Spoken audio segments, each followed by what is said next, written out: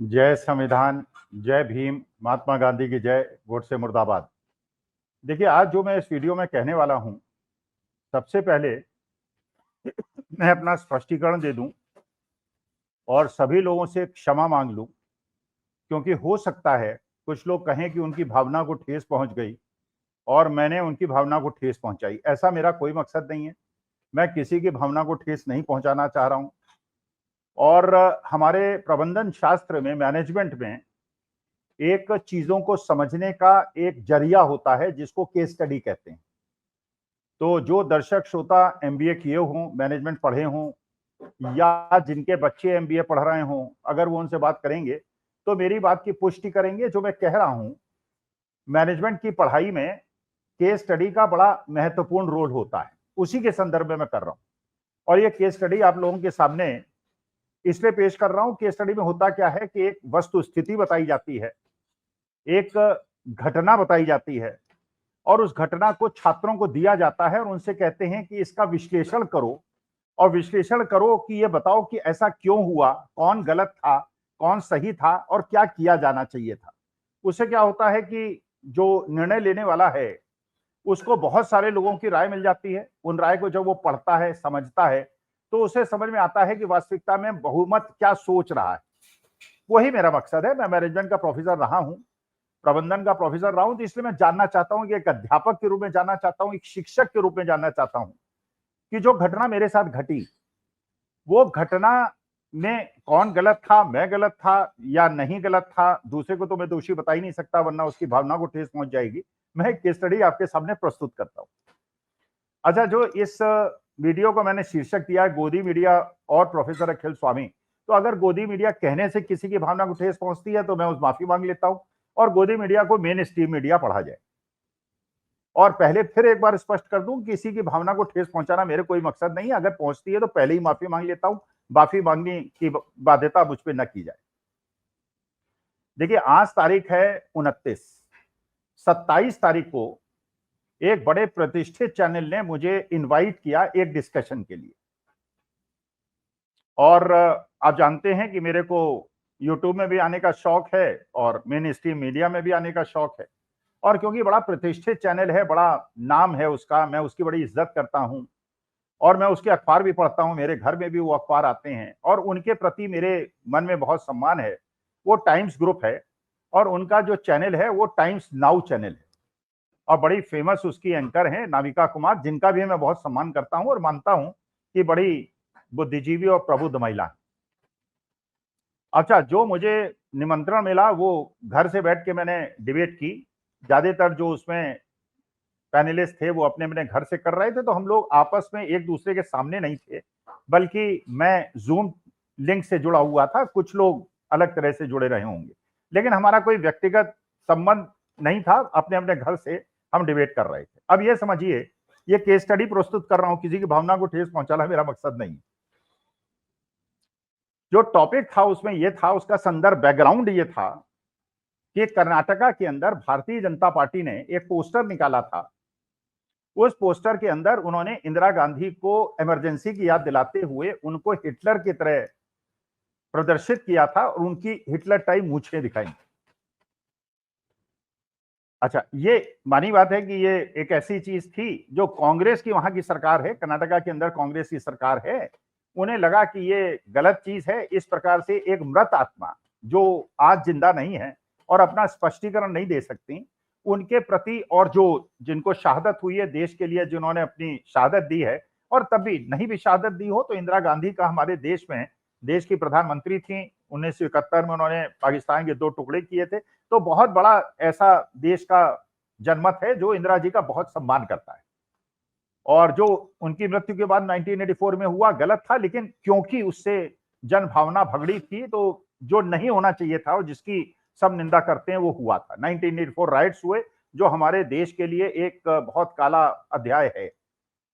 कर्नाटका सरकार का ये जस्टिफिकेशन है कि जिन लोगों ने पोस्टर निकाला था उनके खिलाफ उन्होंने एफआईआर लिखाई, इसलिए उन्हें लगा कहीं इस पोस्टर की वजह से, क्योंकि उत्तर भारत की तुलना में जो सदर्न इंडिया है वो इंदिरा जी का ज्यादा सम्मान करता है, कांग्रेस का ज्यादा सम्मान करता है।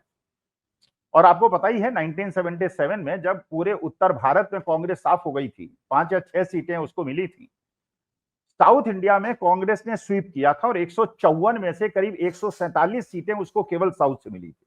और इंदिरा जी जो बहुत ज्यादा यहाँ हार गई थी इलेक्शन, तो वो जाके कर्नाटका से जीती थी। तो कर्नाटका के अंदर, आंध्र प्रदेश के अंदर, तमिलनाडु के अंदर, उस समय महाराष्ट्र के अंदर, उस समय इंदिरा जी की छवि और कांग्रेस की छवि बहुत थी। तो कर्नाटका सरकार को लगा कि अगर इंदिरा जी को इस प्रकार से डिपिक्ट किया गया और हिटलर की मूछें उनको दिखाई, तो महिलाओं के मूछें होना वैसे ही एक जेंडर का अपमान करना है, क्योंकि महिलाओं के मूछें नहीं होती हैं, और अगर इंदिरा जी की मूछें दिखा रहे हैं इसका माने आपका मकसद उन्हें अपमानित करना है। और इसलिए कर्नाटका सरकार ने जस्टिफिकेशन दिया कि इस फोटो से वहां पे सोशल अनरेस्ट हो सकता है, इसलिए उन्होंने एफआईआर लिखा दी। खैर, ये बैकग्राउंड था।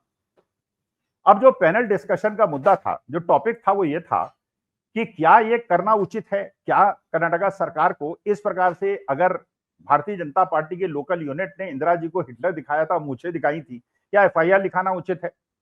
अच्छा, इसमें बहुत सारे पैनलिस्ट थे। इसमें भारतीय जनता पार्टी के लोग भी थे, समाजवादी पार्टी के लोग भी थे, आम आदमी पार्टी के लोग भी थे, और मेरे जैसे इंडिपेंडेंट लोग भी थे। भारतीय जनता पार्टी के तरफ से राधिका खेड़ा थी, और एक विश्लेषक आनंद रंगराजन थे, जो बड़े प्रतिष्ठित पैनलिस्ट हैं।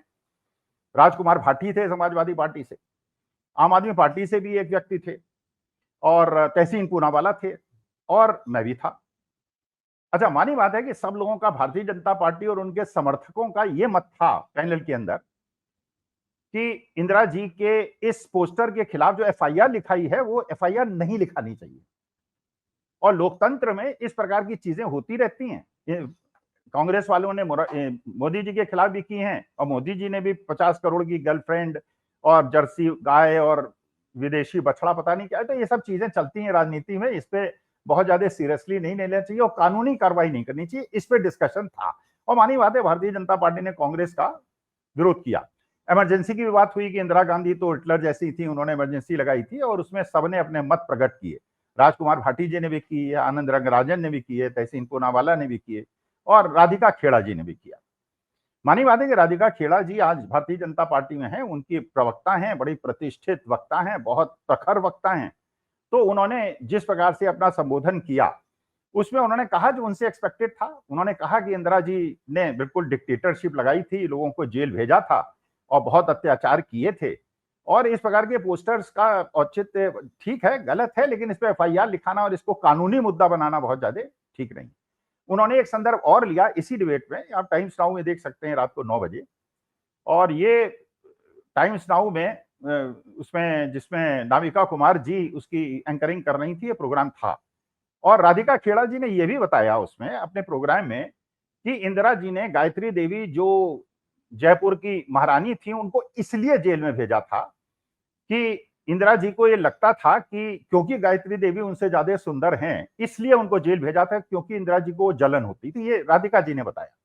और राधिका जी ने इसको बताने का जो स्रोत बताया, वो ये कहा क्योंकि गायत्री देवी जी ने अपनी किताब में ये बात लिखी है, इसलिए इंदिरा जी गायत्री देवी से जलती थी, इसलिए उनको जेल भिजवाया। अब गायत्री देवी ने किताब में लिखा, अब जरूरी तो नहीं जो चीज गायत्री देवी ने लिखी वो सही हो। अगर मैं कोई चीज लिख देता हूं किसी के बारे में, वो सच तब तक ना हुई होगी जब तक दूसरा आदमी उसकी पुष्टि ना करे, और अगर नहीं किया तो कोई भी किसी के खिलाफ लिख सकता है। और मानी बात है कि इंदिरा जी ने तो नहीं कहा होगा गायत्री देवी से, एक्सपेक्टेड नहीं है, कहा होगा तुमसे मेरे से ज्यादा खूबसूरत हो इसलिए मैं, तो ये हो सकता है कि गायत्री जी के दिमाग में ऐसी भावना हो कि इंदिरा जी शायद खूबसूरती की वजह से जलती थी, इसलिए मुझे जेल भेजा, हो सकता है। लेकिन इंदिरा जी ने ऐसा कहा होगा, मुझे नहीं लगता ऐसा कहा होगा। लेकिन यह भी कहा राधिका जी ने, अजय ये उनका अधिकार था। उन्होंने कहा जब हम लोग ये बात कर रहे थे कि लोकतंत्र के अंदर इस प्रकार की चीजें होती रहती हैं और ये होता रहता है, बहुत अच्छी बात है, चलिए कोई समस्या नहीं। अच्छा, राधिका जी ने ये भी बताया कि मैं 20 साल कांग्रेस में थी और अचानक मेरे साथ फिर उन्होंने इसलिए भारतीय जनता पार्टी, वो अपना पक्ष उन्होंने रखा, बहुत अच्छा रखा, मैं बड़ी सम्मान करता हूँ, बड़ी इज्जत उनकी करता हूँ। सबने अपना अपना मत रखा। राजकुमार भाटी ने बताया, इटावे के परिक्रम में उन्होंने अपना बात बताई, और जो समाजवादी पार्टी का एक प्रवक्ता का रोल होता है और जो मत होना चाहिए उन्होंने किया। आनंद रंगराजन ने किया, तहसीन पूनावाला ने किया, सबने किया। मेरा पक्ष रखने का समय सबसे लास्ट में आया, तो मैंने मुख्य तौर पे 3 मुद्दे रखे उसमें। पहला मुद्दा मैंने ये रखा कि भाई ये जो इमरजेंसी की बात है, जब इमरजेंसी लगी थी तो मैं जवान था, और मैं प्रयाग विश्वविद्यालय से एमबीए कर रहा था और मैंने इमरजेंसी का विरोध किया था। मैं उस समय इमरजेंसी का विरोधी था, खुलेआम था, बहुत सजग रूप से था और इंदिरा जी के विरोध में था, उनके इमरजेंसी के विरोध में था। तो ऐसा नहीं हम लोगों ने इमरजेंसी का समर्थन किया था, we were oppose to emergency, ये मैंने उसमें स्पष्ट कहा, आप वीडियो में देख सकते हैं। मैंने ये भी कहा कि लेकिन हाँ, ये बात बिल्कुल पक्की है कि बहुत सारे लोग जो जेल गए थे और इमरजेंसी में जेल गए थे, वो माफीनामा लिख के बाहर निकले थे और उसमें बहुत दलों के लोग थे। अब नाम बताना उचित नहीं है, लेकिन अगर इसकी जांच होगी तो पता चल जाएगा कौन कौन से ऐसे अलग अलग दल के प्रतिष्ठित लोग थे जिन्होंने माफीनामा लिख के जेल से छुटकारा लिया था। और यह भी खबर थी कि आरएसएस प्रमुख ने एक पत्र लिखा था इंदिरा जी को कि इमरजेंसी का हम समर्थन करते हैं और इसके क्योंकि इससे एक डिसिप्लिन बन गई है देश के अंदर, ट्रेनें टाइम पे चलने लगी हैं, सरकारी अधिकारी काम चलने लगे। तो कुछ लोग थे जिन्होंने इमरजेंसी का समर्थन किया था, हम जैसे लोगों ने विरोध किया था। सही किया था गलत किया भगवान जाने।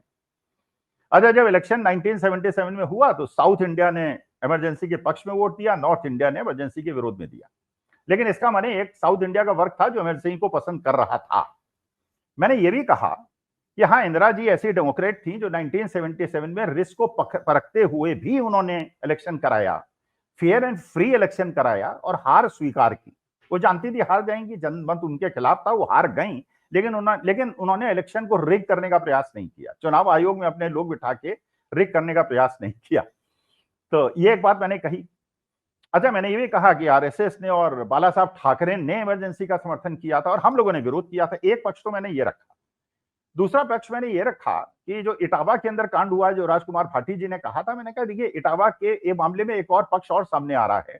उत्तर प्रदेश सरकार का जो मनुवादी रूप है और ब्राह्मणवादी रूप है वो भी सामने आ रहा है। वो बात दूसरी, मैं भी ब्राह्मण हूं, लेकिन मैं ब्राह्मण हूं लेकिन ब्राह्मणवादी नहीं हूं। मैं सारे मानव जाति को एक तरह का मानता हूं, ना हिंदू मुसलमान सिख ईसाई, ना उच्च वर्ग नीच वर्ग और ये अछूत छूत, ये मेरे लिए कोई मायने नहीं रखता। हम ब्रह्म हैं, परमेश्वर के अंग हैं, इसलिए हम सब भाई बहन हैं, ये मेरा मत है। इसलिए ब्राह्मण होने के बावजूद मैं ब्राह्मणवादी नहीं हूं। तो मैंने कहा कि इटावा के अंदर जो हुआ और एक यादव कथावाचक की जिस तरह से बाल मोड़े गए और जो कुछ किया, मेरे ख्याल से ये मनुवाद की पराकाष्ठा है और इसका विरोध होना चाहिए और समतावादी समाज बनना चाहिए। एक बात मैंने ये कही, एक इमरजेंसी के बारे में कही और एक बात कही। अब तीसरी बात जिसमें मैं आया, देखिए, क्योंकि मैं केस स्टडी इस विषय में पूछ रहा हूं, मैं लोगों से इसका मत जानना चाहता हूं, जो सुन रहे हैं उनसे एक बात जानना चाहता हूं। मैंने उसमें यह कहा कि जैसे राधिका जी ने अपने समय में कहा, उन्होंने कहा कि कांग्रेस बहुत डिक्टेटोरियल पार्टी है और छत्तीसगढ़ के अंदर बेईमानी की इंतहा हो गई थी और वहां खुलेआम करप्शन हो रहा था। अच्छा, मानी बात है कि मैं मैनेजमेंट का क्योंकि प्रोफेसर हूं, तो मेरे दिमाग में कीड़ा डुलाया और मैंने ये सोचा, यार एक बात तो मुझे समझ में नहीं आई और केवल जिज्ञासा के लिए मैंने प्रश्न पूछा था। किसी का अपमान करना या किसी की भावना को ठेस पहुंचाना मकसद नहीं था। मेरी उम्र 73 साल है और जितने भी पैनलिस्ट वहां बैठे थे वो 40s में थे। तो जैसे मेरे बच्चे भी, मेरे खुद के बेटे 40 से ऊपर के हैं, तो मुझे लगा मेरे बच्चे हैं और एक प्रोफेसर की तरह मैं इनसे पूछ सकता हूँ। उसी अधिकार से मैंने एक प्रश्न पूछा राधिका जी से और जो जेन्युइन प्रश्न, आप भी सोचेंगे एक जेन्युइन प्रश्न था। मैंने राधिका जी से ये पूछा, मैंने कहा राधिका जी, मैं आपको 15-20 साल से सुनता आया हूं, मैं आपका बहुत सम्मान करता हूं और आपकी बहुत प्रशंसा करता आया हूं और आपकी जो प्रखरता है उसको कायल हूं, उसका पसंद करता हूं। मैं केवल एक प्रश्न आपसे पूछना चाहता हूं कि आपने अपने जीवन का जो यात्रा शुरू की है, राजनीतिक यात्रा, वो एनएसयूआई से शुरू की है और 15-20 साल आपने कांग्रेस के लिए काम किया है और कांग्रेस ने भी आपको मीडिया कोऑर्डिनेटर भी बनाया, आपको प्रवक्ता भी बनाया, आप टीवी सेट में कांग्रेस की तरफ से आया करती थी। तो मानी बात है, इसका मतलब यह है कि करीब 2023 तक, 2023 से 15-20 साल पहले तक आप कांग्रेस में थी। ये एक जेन्युइन प्रश्न है, भावना को ठेस पहुंचाना मेरा मकसद नहीं था।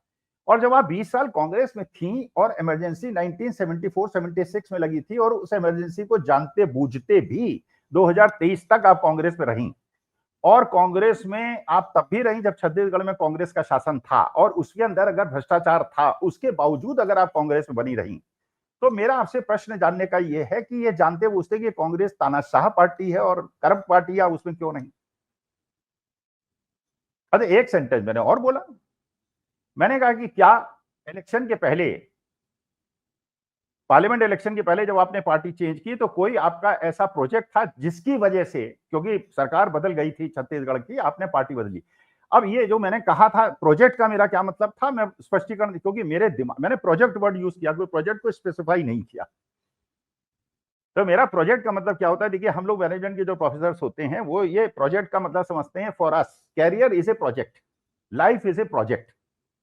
आपका प्रोजेक्ट, आपका लाइफ कहां जाएगी, आपका डेस्टिनेशन क्या है, उसके लिए आपको क्या प्रयास करना चाहिए, ये हम प्रोजेक्ट मानते हैं। हम कोई अम्यूजमेंट पार्क या इंडस्ट्रियल प्रोजेक्ट या फाइनेंशियल प्रोजेक्ट को प्रोजेक्ट नहीं कहते। हम लोग मैनेज ह्यूमन रिलेशन में हम कहते हैं life is a project and your destination you have to plan. ये हमारा, मेरा मकसद था। I did not use a particular reference to a particular project, but I only, मैंने ये मकसद था कि राधिका जी ये बताइए, अगर 20 साल आप कांग्रेस में रहीं और उनकी प्रवक्ता रहीं, महत्वपूर्ण रही और बड़ी दक्षता से अपना पक्ष रखती थी, और ये सब जानते बूझते कि कांग्रेस एक तानाशाह पार्टी है और करप्ट पार्टी है, तो ये किस वजह से आपने भारतीय जनता पार्टी ज्वाइन की, और क्या आपको ऐसा लगा कि अब कैरियर नहीं है कांग्रेस के अंदर और वहां पे अब फ्यूचर नहीं है, क्योंकि दिल्ली में भी सरकार नहीं है और छत्तीसगढ़ में भी सरकार नहीं है, तो it is better to go to BJP. That was my objective to know. मैं जानता था एक प्रश्न का जवाब दें, क्योंकि मैं ये पढ़ना चाहता हूं, समझना चाहता हूं कि रोहन गुप्ता जो इतने साल से कांग्रेस में थे, और गौरव वल्लभ थे, अशोक चव्हाण थे, गुलाम नबी आजाद थे, पुराने कांग्रेस खांटी, फिर ये सुनील जाखड़ थे और राधिका खेड़ा जी थी, ये क्यों इन्होंने पार्टी बदली? भाई कोई मकसद तो होगा, कोई ना कोई कारण तो होगा, there has to be some cause. ये मैं जानना चाहता था, लेकिन राधिका जी उससे पता नहीं क्यों उखड़ गई। उन्होंने कहा कि जिस प्रोजेक्ट की आप बात कर रहे हैं वो प्रोजेक्ट मैंने लोगों को लीगल नोटिस दे रखा है, मैंने उनको कोर्ट में घसीट रखा है, मैं भी आपको लीगल नोटिस दूंगा। उन्होंने शायद कोई एक दिमाग में ऐसा प्रोजेक्ट था जिसका उन्होंने सोचा कि मैं बात कह रहा हूं, जबकि वो प्रोजेक्ट मेरे दिमाग में ही नहीं था। मुझे पता ही नहीं है राधिका जी का कौन सा प्रोजेक्ट, क्या प्रोजेक्ट, किसने ऑब्जेक्ट किया, कौन, आई डिड नॉट नो एनीथिंग। मुझे राधिका जी का, मैं प्रशंसक था, उनकी बात सुनता था, वही मैंने कहा था, लेकिन प्रोजेक्ट का मतलब मेरे उनकी लाइफ और प्लान के बारे में था। लेकिन जब उन्होंने ये कहा कि मैं आपको नोटिस भिजवाऊंगी और मैं कोर्ट में घसीटूंगी, मैंने कहा ठीक है भाई, देखिए कोर्ट में जाना तो किसी का भी अधिकार है, कोई भी जा सकता है। अभी तक वो नहीं गई हैं, अभी तक मुझे नोटिस नहीं मिला, इसका माने अभी सब जुडिस मामला नहीं है और मैं लीगली बात कर सकता हूं और ये केस स्टडी आपके सामने प्रेजेंट कर सकता हूं। तो इसलिए मैं प्रकट कर रहा हूं कि अगर ये परिस्थिति हो जहां पे इंदिरा जी का मूछे लगा के उनको बदनाम किया जा सके और उससे उस व्यक्ति का अपमान हो जो आज अपना जवाब नहीं दे सकता, जहां नेहरू जी का अपमान हो, जहां कांग्रेस पार्टी का अपमान हो, राहुल गांधी का अपमान हो, वो अगर डिफेमेशन नहीं होता, तो मेरा ये जानना कि भाई आप 20 साल अगर कांग्रेस में रही, ये जानती हुई कि वो इमरजेंसी लगाने वाली पार्टी थी और बेईमान पार्टी थी, वो उसमें आपने पार्टी क्यों बदली और 20 साल आप कांग्रेस में क्यों रही? अगर ये अवमानना है तो मैं आप लोगों से जानना चाहता हूं क्या ये अवमानना है? अगर है तो ठीक है, अगर वो कोर्ट जाती हैं, अगर नोटिस देती हैं और जाती हैं, ठीक है, I can not stop it, I will appear in the court and अपना पक्ष रखूंगा। लेकिन क्योंकि मैं जानता हूं कि मेरी कोई गलती नहीं है और अगर वो ये समझ रही हैं कि जो उनके दिमाग में प्रोजेक्ट है मैंने उसका रेफरेंस लेके किया, उस प्रोजेक्ट में उनका कोई रोल नहीं था, मैं उस प्रोजेक्ट की बात ही नहीं कर रहा हूं। लेकिन मैं कोई स्पष्टीकरण नहीं दे रहा हूं, मैं कोई अवमानना नहीं कर रहा हूं, किसी की भावना को ठेस नहीं पहुंचा रहा हूं, केस स्टडी आप लोगों के सामने प्रस्तुत कर रहा हूं। तो आप कृपा करके मुझे बताएं कि अगर उसी डिबेट के अंदर राहुल गांधी को, इंदिरा गांधी को, कांग्रेस पार्टी को, सबको ऐसी टिप्पणी करके ये डिक्टेटर्स हैं, जबकि संविधान अनुकूल था, और ये भी मैंने कहा कि 77 में जरूर लोगों ने कांग्रेस को दंड दिया था, लेकिन 1980-84 में फिर जिता के अपनी गलती का पश्चाताप भी कर लिया था। इसका माने लोगों ने मान लिया था कि इमरजेंसी लगाई थी, घटना थी, लेकिन उसके बाद कांग्रेस को कई बार जिताया। इसका माने केवल emergency was not the factor, other social equity, social order, Atal ji को भी हरा के मनमोहन सिंह को और कांग्रेस को जिताया था। इसका माने लोगों ने मन बदला था। तो मैं केवल केस स्टडी आप लोगों के सामने प्रस्तुत कर रहा हूं कि ये बताइए कि क्या जो मैंने कहा कि इमरजेंसी और छत्तीसगढ़ में होती बेईमानी पे क्या किसी व्यक्ति को अगर 20 साल कांग्रेस में रहता है और उसके बाद बदलता है, उसकी वजह से कहता है कि मैंने कांग्रेस को छोड़ा, तो क्या ये उचित है? नंबर एक। नंबर दो, क्या जो लोग अपना जवाब नहीं दे सकते और मर गए हैं, क्या हमारे सनातन धर्म में ये परंपरा नहीं है कि जो मृत हो गए हों और जिन्होंने पाकिस्तान को दो भागों में तोड़ा हो और जिन्होंने देश की सेवा की हो। भाई अटल जी ने भी देश की सेवा की है, मोदी जी भी कर रहे हैं, मनमोहन सिंह जी भी कर रहे हैं, पंडित नेहरू ने भी की, इंदिरा जी ने भी की, लेकिन केवल भारतीय जनता पार्टी के लोगों का महिमा मंडन, उसमें भी केवल मोदी जी का महिमा मंडन और बाकी कांग्रेसियों को बदनाम करना अगर अवमानना नहीं है, तो अगर एक डिबेट में आमने सामने अगर दूसरा आदमी पहले से कोई प्रश्न पूछता है बिना किसी दुर्भावना के, तो क्या वो डिफेमेशन का होगा? होगा तो ठीक है, कानून का पालन होगा, न्यायालय का सम्मान होगा और सहर्ष मैं न्यायालय के सामने जाके अपना पक्ष प्रस्तुत, अगर वो नहीं भेजेंगी नोटिस तो कोई बड़ी बात नहीं है, फिर कोई परेशानी की बात नहीं है। लेकिन अगर भेजती भी हैं तो भी कोई परेशानी की बात नहीं है, क्योंकि मैंने जो प्रश्न पूछा था एज ए प्रोफेसर मुझे लगता है वो उचित था और क्योंकि मेरी उनको किसी की भी भावना को ठेस पहुंचाने का मसला नहीं था, लेकिन उसके बाद टाइम्स नाउ नाविका कुमार जी ने मेरे को म्यूट कर दिया, कहा कि shut down his mic piece, वो सब किया। लेकिन ठीक है, मेरी कोई अवमानना नहीं हुई, बुजुर्ग होने के बावजूद अवमानना नहीं हुई। लेकिन मैं एक as a professor of management I wanted to know as to what I did, was it something wrong, और क्या मैंने जो पक्ष रखा था, और अगर वहां पे पैनलिस्ट ये चाह रहे थे कि इंदिरा जी के मूछे लगा के हिटलर प्रदर्शित करना अगर अवमानना नहीं है और उनका अपमान करना नहीं, और इसमें अगर एफआईआर नहीं होनी चाहिए और इस प्रकार की मजाक और इस प्रकार की डिबेट चलती रहनी चाहिए, तो मेरा केवल ये प्रश्न पूछना कि आप 20 साल कांग्रेस में रही, सब जानती बूझती, फिर भारतीय जनता पार्टी में आई और किस वजह से आई, आपका क्या कोई प्रोजेक्ट फंस गया था, इस वजह से आई, अगर ये अवमानना का केस बनता है तो इसका माने डिबेट का जो पर्पस था वही डिफीट हो गया। एक तरफ आप कह रहे हैं इन चीजों पे एफआईआर नहीं होनी चाहिए, अवमानना की नोटिस नहीं होनी चाहिए, और डिबेट के अंदर अगर कोई आदमी आपसे आमने सामने पूछ रहा है बिना किसी दुर्भावना के, तो ये बड़ा कंट्रडिक्शन है, मुझे नहीं समझ में आ रहा, इसलिए आप लोगों से पूछ रहा हूं। किसी की भावना को ठेस पहुंचाना, किसी को बायस करना, या कोई कोर्ट की उसमें जो भी होगा देखा जाएगा, आई डोंट, भाई ठीक है, जो कानून सम्मत है वो होना चाहिए, जो सबके संवैधानिक अधिकार हैं उसका हनन होना चाहिए, उसका पालन होना चाहिए। और मैं राधिका जी का बहुत सम्मान करता हूँ, नाविका जी का बहुत सम्मान करता हूँ, और जितने भी पैनलिस्ट थे उनका बहुत सम्मान करता हूँ, लेकिन मेरे को ये क्योंकि कंट्रडिक्शन था कि एक तरफ आप कह रहे हैं स्त्री की चीजों को इग्नोर करना चाहिए और उसी में पैनल के सामने डिबेट में मुझे हड़का रहे हैं और धमकी दे रहे हैं, तो इसलिए मैं थोड़ा व्यथित था, तो एक केस स्टडी आपके सामने प्रस्तुत की। अब जैसा आप लोगों की टिप्पणी आएगी मुझे लगेगा कि इस केस स्टडी में आप लोगों का क्या इंटरप्रिटेशन है। नमस्कार, धन्यवाद और प्रणाम।